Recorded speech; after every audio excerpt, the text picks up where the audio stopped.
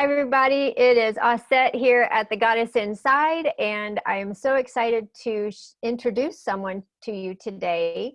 We're going to be teaching a workshop coming up for you that is working with not only the goddess Isis and the Egyptian mysteries, but also we're weaving in some psychology.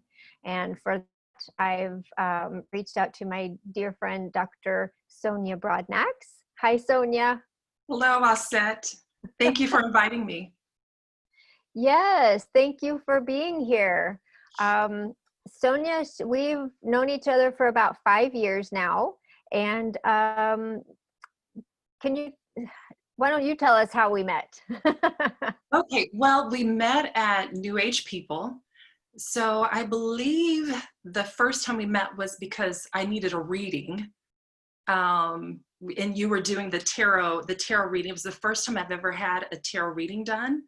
I don't remember, what I was specifically searching for when I went to you, but I just remember being so impressed, with your ability to channel the information that was needed, using the Egyptian oracle cards. And that's when our magic began. I'm like, this woman is pretty special. Yeah. Yeah, and then I think you came to, you did all 3 levels of Reiki with me. Yes. When I was teaching that.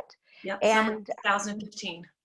Yes. Mm-hmm. So, and same thing with you. I was just like, this woman, like you just have this energy about you. And then we were like, Egypt was the thing that was also kind of connecting our hearts and our paths together. So can you tell us a little bit about your work as it relates to the course? We're teaching about intuitive children and how to help empower them. So can you talk to us a little bit about your work and what led you to working with children? Yes. So, I've been in the mental health field, man, I think it maybe 25 years. And during the course of that time, I've worked with, children as young as, 7 all the way up to, age 80. So probably over the past, I would say about 7 years, I've solely focused on working with children. So if you're familiar with Department of Child Services, so I am contracted with them. So whenever there's a child in need who's been a victim of neglect or abuse, then I am the person who is assigned to help shape that child's behaviors, because of the trauma and the abuse that the child has endured, oftentimes the children that I've worked with, they've developed some unhealthy habits, so instead of saying I'm scared or I'm angry, they may express it through aggression, by fighting, from being disobedient, verbally aggressive. So my job is to come in and to help them find new ways of expressing themselves that's healthy. So in doing that, I spend also a lot of time working with the parents or the caregivers. And most of the time, it's a woman. So either it's a grandmother or it's mom or it's a foster mom, who's raising this child. So I spend a lot of time giving that person tools, that are needed to help the child feel supported, loved, and to help nurture those healthy behaviors that are going to eventually help that child be a well-adjusted adult. Because basically that's what we want. We want a well-adjusted, adult. So I love the work that I do. The youngest client I have, I think, is 7. The oldest is 18, so I get a lot from them, and I think they get a lot from, working with me. I try to bring a lot of energy, when I'm working with them, and try to be creative. But it's just very fulfilling. I love it. I love working with the children. So yeah. And then when did you start to kind of tie in? When was your aha moment of the fact that these children that you're working with, many times, I don't know what the percentage is, but many times that they're actually empathic or intuitive, and that you are seeing signs of that. And so how do you notice that? Yeah. You know, how do you, I guess also how do you share that information with the parents? Or is that something that you kind of, you know, keep on the down low and Good just question. very psychology, you know, terminology? For the most part, I keep it on the down low, just between the child and I, because oftentimes the environment, it's not safe enough for them, and even for me, to be able to share something like being intuitive or being empathic. So go back to your first question, probably over the past year, especially since this pandemic, because I have changed and I have become more empathic and intuitive, I started seeing the children in a deeper light, you know, and in the process of seeing them in a deeper light, there was something happening between myself and the child. And it was on a very spiritual level. And so just intuitively, I started asking the children, hey, you know, when you're around other people, does it seem like you just kind of know what they're thinking, or you know what they're feeling without them even saying anything? And they're like, yes. Oh my gosh, how did you know? And it's like, oh my gosh, we're onto something, you know? Okay. You know, or I ask, you know, when you're with, like, if there's a lot of chaos in the classroom, do you feel like you just absorb all that energy? Oh my gosh, yes, yes. And it makes me so mad, you know, because there's so much, you know, so much going on. And then I end up yelling at the teacher. I yell at the kids to shut up, you know, then the child gets in trouble, and it's just this vicious cycle, you know. So then throughout that process, then I share with them. You know, it's like, wow, well, you know what? I understand, you know, because I'm very sensitive, you know, to other people's energy, you know, and sometimes I get these downloads of what's going to happen before it happens, you know? So in that process, you just feel, you know, you see their shoulders go down, you know, they're more relaxed, you know, they're relieved, because it's like, oh, finally, somebody who gets it, someone who gets that I'm not bad. Yes. I'm not bad. I'm just sensitive. Yeah. You know? Yeah, and they just need someone to just say, hey, I got you. I understand this is a safe environment. Let's navigate it together. Yeah. Good. Yes. So then um, when I approached you on teaching a class together, and we were sitting up on my back deck and we were talking about it, and you know, we were kind of like, I was asking what it is that you're working on and things that you're passionate about, and this was the thing that you said. Yeah. And so then I started thinking about, you know, how all of what you do in a psychological platform ties into, or how it could dovetail into the Egyptian mysteries. And immediately, I think both you and I were like, well, the goddess Isis, I mean, she's, you know, like the grandmother of Egypt. And so I want to talk a little bit about your own connections to Egypt. So can you share a little bit about that? Oh my gosh.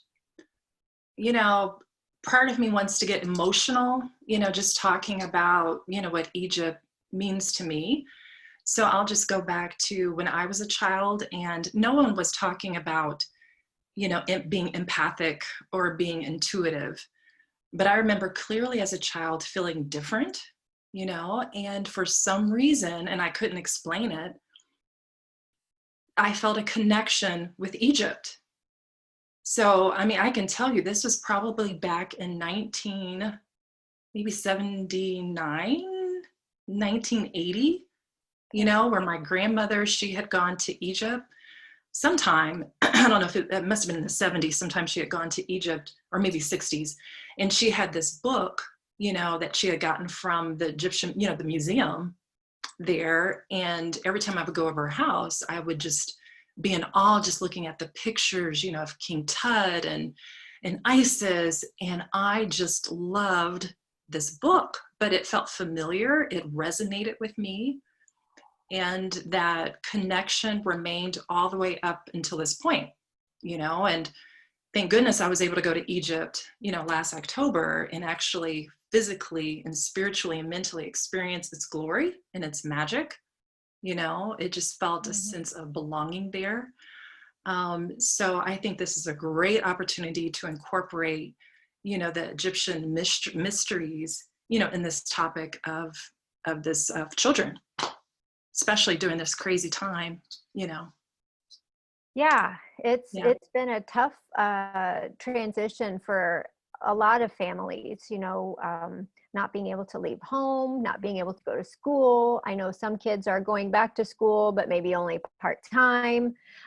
Schedules being disrupted. I know some kids that their schedule is like a flexible schedule. Hybrid. So, yeah, a hybrid schedule. And so that makes it even more challenging because like, well, how do you plan for things? You don't know that what happens on a Tuesday, and so I'm sure that, kids that are empathic, that structure might be, someplace where they can kind of fall into and just be like, okay, I know that this is here.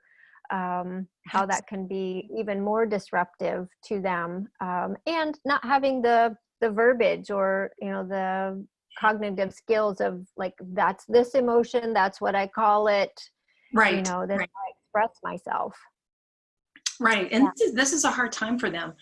And on social media, whatever this algorithm, that's out there, I get a lot of promotions, about, if you want to learn about energy, if you want to learn about, meditation, all these things are coming through. But I couldn't help but to think, but what about the children? What are we doing about the children? What tools are we giving them to help them navigate, all of what's going on? I mean, if I'm absorbing this energy, surely they are too, so it's time to find creative ways to think outside of the box. So yes, we have our therapeutic approaches, and we have medicine, and we have religion, we have all those great foundations, but it's time to also look outside and see what we can incorporate so we have a more robust toolkit that we can give to our children, So, and, sometimes it takes going back to ancient wisdom, to figure out how to do this. Exactly. It's like you were reading my mind right there.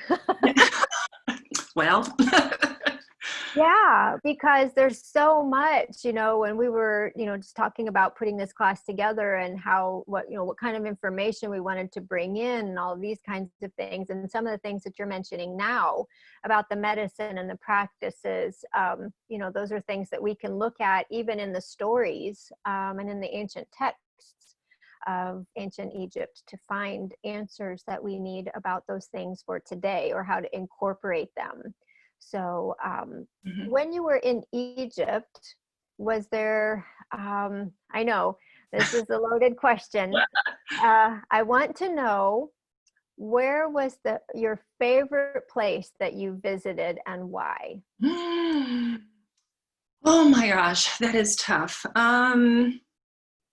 I would have to say the first thing that pops into my mind was the pyramids of Giza. Because it just, growing up and always just seeing the pyramids, and then to just actually be there, and Aset to be able to sit on the big blocks, one of the, 1.8 million blocks, to be able to sit on it and be like, oh my gosh, I'm actually here, sitting on the pyramid, Yeah. and being able to walk like on the first row of the pyramid. It just blew my mind that I was there, and it's like you could feel the energy, coming from this ancient site. So that was just mind-blowing, for me. And then all the other sites at Luxor, I can't remember the different temples I said, because I think I was just on another plane at that time. but I think it was, it was the one that had the altar, Karnak, maybe? Or, Okay. Yes, probably Karnak. yeah, and we were able to go in the very back of the temple where, yeah, and the Yes. altar was, and just to feel that energy that was still resonating from, that altar was very, very powerful, Mm-hmm. to me. So wonderful. Yes, when you were talking about visiting the pyramids and you know, earlier in this conversation, you talked about getting emotional. I'm sitting over here listening to your story, getting all emotional. Like, it's so beautiful. It's so powerful and magical. And I mean, there's so much to uncover there, not Mhm. just in, you know, the history of it, but within the stories, you know, within the writings, within um, all of the things that the Netaru are trying to teach us, that's in everything that we're just not, you know, picking up on. And so that's something that I'm excited to present in the class, is looking at these stories and texts from a different perspective, Different perspectives. that pulls it into the practicality of today, because that's the whole thing, you know. The word neter is the word for God in ancient Egypt, and then that became our word for nature. So there's just this divinity that is in life all around us. And I know that for myself, the Netaru have been so practical. I mean, they don't always come in and be like, okay, we have to be, you know, ultra spiritual. um, it's other ways that they embody life, and I'm sure you've had those kinds of experiences as well with the Netaru, where they've just come in and been very practical. Very practical, for Yes. sure.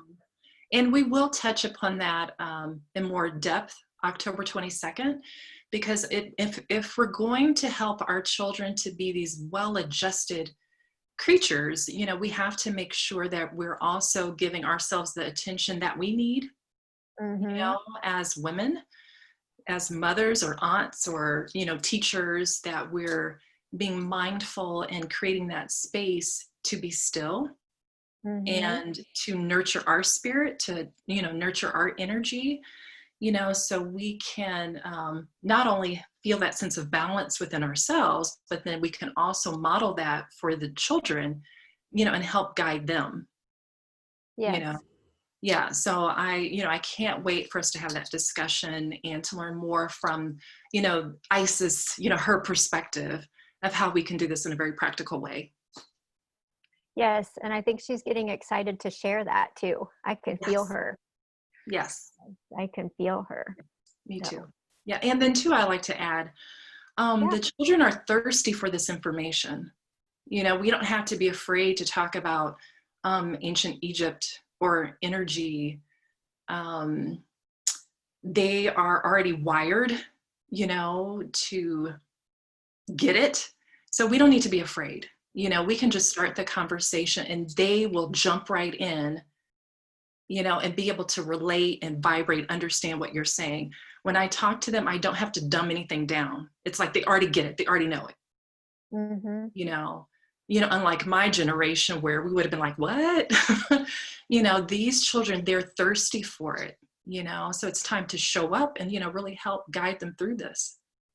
Yeah, and I'm sure that as you begin working with their caregivers too, that they are also kind of, you know, because I feel like that we as children are very open. And then as Mhm. we get into school and like reality hits us, and, you know, we're not supposed to have imaginary friends anymore. That's not, you know, normal. We kind of suppress a lot of those things. So I think that I guess I'm asking, when you're talking to the adults, do you find sometimes that the adults are like, oh, yeah, like there was this one time, you know, in when I was a kid, or, oh yeah, I forgot, I used to always dream this, or I used to see these things? Or do you find that your working with the kids also kind of helps to reignite or spark memories from the adults in these cases? Sure. Rarely. So I can think of one case, because you have to remember, for me, because I am intuitive, I can feel which, how can I put it? I can feel who's more receptive and who's not. Okay. Mhm. So most of the time with the parents, I don't disclose a lot of what the child and I have discussed in terms of their empathic, intuitive abilities, because I don't feel it's safe. Okay. I But on see. those rare occasions, like I think about this one particular mom where I felt it was safe enough, then she started talking about remembering how it was for her when she was a child, how she Mm-hmm. felt different, how she was sensitive to other people's, experiences and pain and energy. So that ignited something in her. So it was then easy to tell her, okay, well, based on your experience, you can relate to what your child is going through. So let's make sure we incorporate some meditation. Let's make sure we incorporate some reassurance and, things of that nature. Yeah. And I'm wondering if maybe, because you do work with women as well, through your program. And so this is probably something that you might see maybe more in that circle, Yes. where the women are opening up and then also recognizing things in their own kids, and then Mhm. being able to have different kinds of conversations with them based on things that you're helping them to open up as well. Oh, for sure. Yes. So in the Warrior Woman Intensive Program, these are women who already have embraced some aspects of their spiritual gifts, and they're just wanting more clarity Mhm. on how to develop it even further. So in talking to those women, their children are, I'll just be frank, are at more of an advantage, Mhm. because the parents or the mothers have been talking to their children about their own experiences, and encouraging their children to talk about their experiences from when they were very young. Mhm. So yeah, the conversation is a lot different in comparison Yeah. to those moms, and then the moms who themselves have gone through a lot of trauma and abuse themselves, who are then raising children and unfortunately creating that vicious cycle of trauma. So Mhm. that safety is just not the same. Yes. Yeah. Yes. Okay. Cool. I knew you were working with women Yeah. that would be intuitive, and I was trying to figure out where that was happening more for you, Mhm. or where you were noticing that. So thank you for sharing that. So, all right. I'm so Yeah. looking forward to this workshop. I think that it's going to be extremely helpful for parents. It's going to be extremely helpful for the kids. So, yeah, you're going to be presenting a lot of things from the child's perspective, and then giving the caretakers tools to help them. Of course. And Yes. then I'll be tying in. I love the way that you were, when I was talking about what I was going to be bringing to it, you were like, yes, that's what you always do. Yeah. Of course. Yeah. So bringing in, Yeah. making the ancient stories practical for and understandable. So everything that you need to join us on October the 22nd is in the link below. You can go there and sign up for the class. We will send you an email with the login information. It's a live class, and we're going to have a lot of things there for you, some things to digest. And I love, in my own journey as a human, some of the times the things that have helped me the most have been understanding behavior, understanding my own mind. So while I'm not a psychologist, I find it fascinating.